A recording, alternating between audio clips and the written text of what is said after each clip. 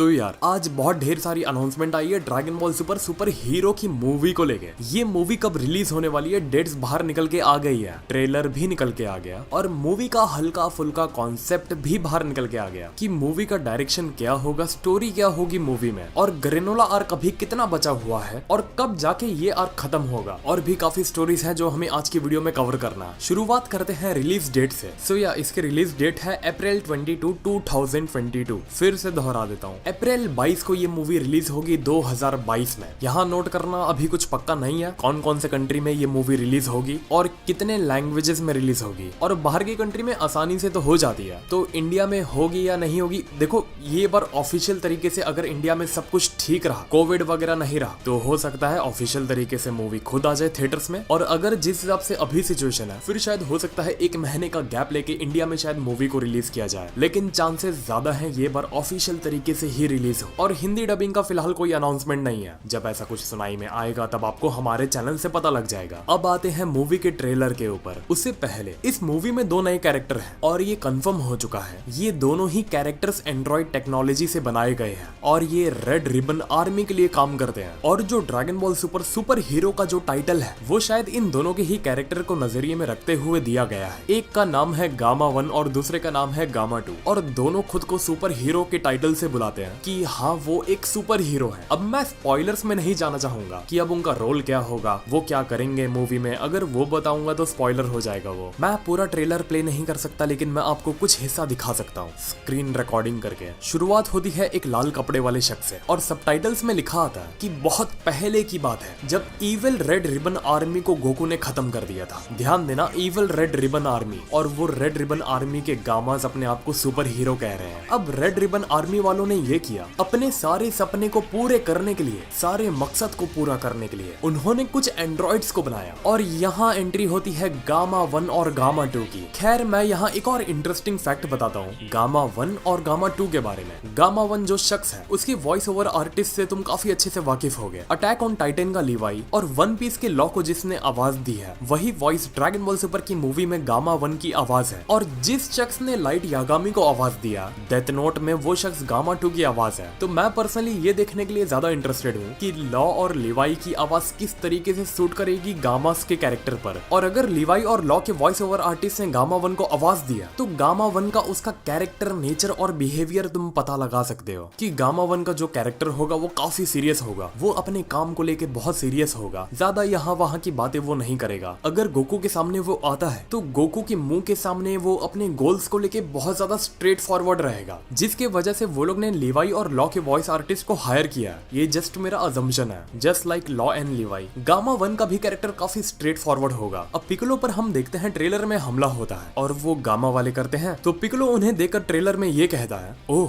तुम लोग तो देखने से रेड रिबन आर्मी के लग रहे हो। और फिर हम देखते हैं ट्रेलर में पिकलो और गामा की फाइट होती है। और हम जब दूसरे गामा 1 को देखते हैं, उसकी चाल और चलन से ही हम बता सकते हैं कि गामा 1 का कैरेक्टर काफी सीरियस है और गामा 2 का कैरेक्टर काफी लाउड है। मतलब वो बोलता ज्यादा है, उसका बॉडी लैंग्वेज काफी एक्टिव है, लेकिन गामा 1 का काफी शांत मिजाज, काफी अपने में रहने वाला, काम से काम रखने वाला वो शख्स है। और फिर ट्रेलर में लिखकर आता है क्लैश ऑफ सुपर हीरोज, जहाँ एंट्री होती है गोहान की। और ट्रस्ट मी, मैंने आज से पहले कभी गोहान के बड़े होने के बाद गोहान को सुपर में इतने अच्छे फॉर्म में, इतने अच्छे लुक्स में नहीं देखा। अब लग रहा है कि गोहान है। लास्ट टाइम मैंने उसको ऐसे बाबिडी और माजिन बू के आर्क में देखा था और आज बड़े होने के बाद मैं पहली बार गोहान को ऐसी पर्सनैलिटी में देख रहा हूँ, सुपर की मैं बात करूँ। और क्लैश ऑफ सुपर हीरोज लिखा है और गोहान और गामास की फाइट हो रही है। अब रीजन मुझे नहीं पता, क्या पता उन्होंने पैन को किडनैप कर लिया हो, जिसके वजह से गोहान को मैदान में खड़ा होना पड़ा। और गोहान भी काफी सीरियस है इस फाइट को लेके। और स्पेशली जिस हिसाब से गोहान के हेयर्स का जो लुक दिया गया है वो काफी अलग लगा मुझे। साथ में जब वो अपने चश्मे को जमीन पर फेंककर सुपर सेन में ट्रांसफॉर्म होता है, वो चीज मुझे अंदर से काफी अमेज कर देती है। मैं प्रेडिक्ट कर सकता हूँ जब ये सीन थिएटर्स में होगा ना, तो पूरा क्राउड सुपर सेन में बदल जाएगा गोहान के साथ। थिएटर्स वाले लोग को एक्स्ट्रा सिक्योरिटी चाहिए रहेगी कि भाई नॉर्मल लोग सुपर सेन में बदल के हमारा पर्दा बिरदा ना फाड़ दे। I am not promoting violence, just context में समझो मेरे। अब यहाँ आगे लाइन आती है वर्ल्ड को बचाने के लिए, मतलब अर्थ को वापस एक नया थ्रेट मिल चुका है। अगर रेड रिडन आर्मी को सप्रेस नहीं किया जाता तो वर्ल्ड पर खतरा बन सकता है। ऐसा कुछ होना है स्टोरी में, जिसके वजह से सुपर हीरोज को क्लैश करना होगा और यहाँ आके ट्रेलर खत्म हो जाता। पर्सनली मैं कहूंगा स्टोरी अगर तुम ये नजरिए से देखोगे कि तुम्हें सिर्फ और सिर्फ एंटरटेनमेंट चाहिए तब तो बहुत सही है, लेकिन अगर तुमको स्टोरी में कुछ पास्ट का इतिहास, बैक स्टोरी चाहिए या उसमें कुछ इमोशनल, तो ये मूवी उस हिसाब से नहीं बनी है जैसे ब्रॉली की मूवी थी। लेकिन हाँ, अगर तुम्हें इंस्टेंट एंटरटेनमेंट चाहिए, भूल जाओ ड्रैगन बॉल कुछ था भी या है भी, इस नजरिए से तुम अगर मूवी देखने जाओगे तो तुमको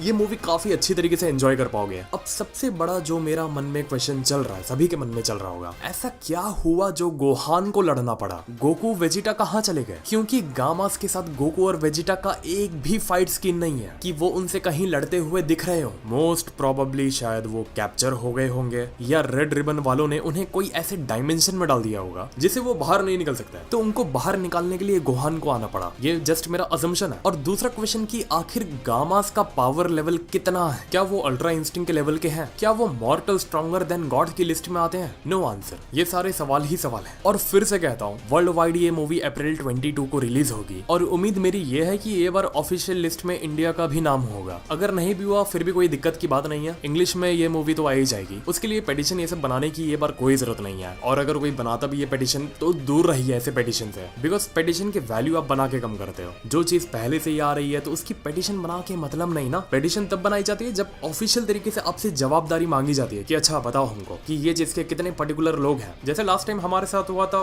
इसमें क्या बोलते हैं, ब्रॉली की मूवी में। आज सुबह मेरे पास शोमिल शाह का मैसेज आया था, वही शख्स जिसने लास्ट टाइम एनिमे के लिए इंडिया में दरवाजा खोला था ब्रॉली मूवी के जरिए। वो शख्स पीवीआर में काम करता। उसने मुझसे पूछा सामने से कि ट्रेलर कैसा लगा तुम्हें? आई सेड हाँ काफी अच्छा था, खास करके मूवी के एनिमेशन काफी अच्छे थे। तो वो शख्स अगर अवेयर है मूवी को लेके तो आई डोंट थिंक हमें कोई इनसिक्योरिटी होना चाहिए रिलीज को लेके।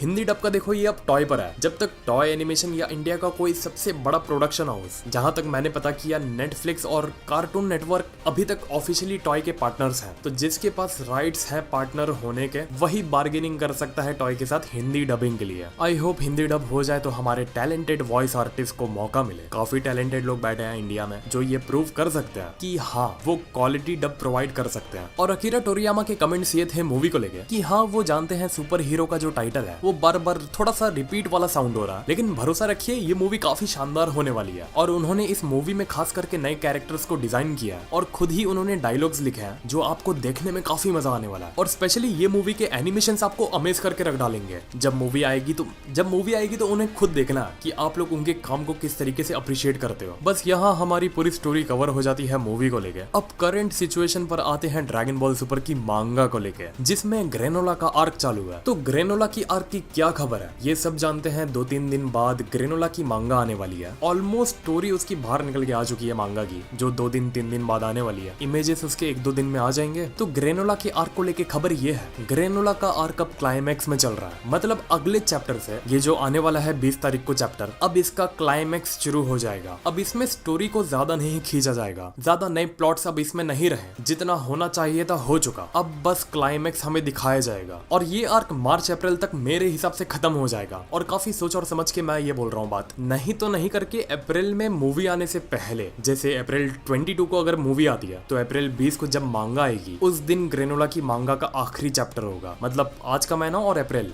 सिर्फ 5 मांगा होगी ग्रेनोला की। और बस इतनी ही स्टोरी थी ग्रेनोला की मांगा की। अब आते हैं एनीमे को लेके कि ड्रैगन बॉल सुपर की एनीमे की सीरीज कब से चालू होगी, उसके वीकली एपिसोड्स कब से चालू होंगे। और इसका आंसर ये है, पूरे के पूरे जंप फेस्टा में एनीमे को लेके दूर दूर तक कोई अनाउंसमेंट नहीं हुई है कि आपको वीकली एपिसोड्स कब से देखने मिलेंगे। काफी सैड बात है मैं जानता हूँ, लेकिन अब इस पे क्या ही बोल सकता हूँ मैं अगर मेरे अंदाज से बताऊं, क्या पता अप्रैल में कुछ मूवी के बाद सरप्राइज मिल सकता है एनीमे को लेके। और अगर अप्रैल में कुछ नहीं हुआ तो फिर इंतजार करना 2022 के जंप फेस्टा का। तो आज यही सब न्यूज थी कवर करने के लिए। अगर आप एक्साइटेड हो न्यू मूवी को लेके तो वीडियो को लाइक करो और बताओ कि आपको क्या समझ आया ट्रेलर देखने के बाद, और चैनल को सब्सक्राइब करो जिससे आप मूवी की अपडेट को मिस ना कर पाओ। हिंदी डबिंग को लेके या इंडिया के रिलीज को लेके या डेट्स की रिलीज को लेके कि कौन सी डेट को आने वाली है इंडिया में और कहां आने वाली है, आपके घर के कौन से नजदीकी थिएटर में लगेगी, वो तक इन्फॉर्मेशन मैं शेयर करूंगा अगर इंडिया में आती है तो। नमस्ते, खुदा हाफिज, सत श्री अकाल एंड गुड बाय।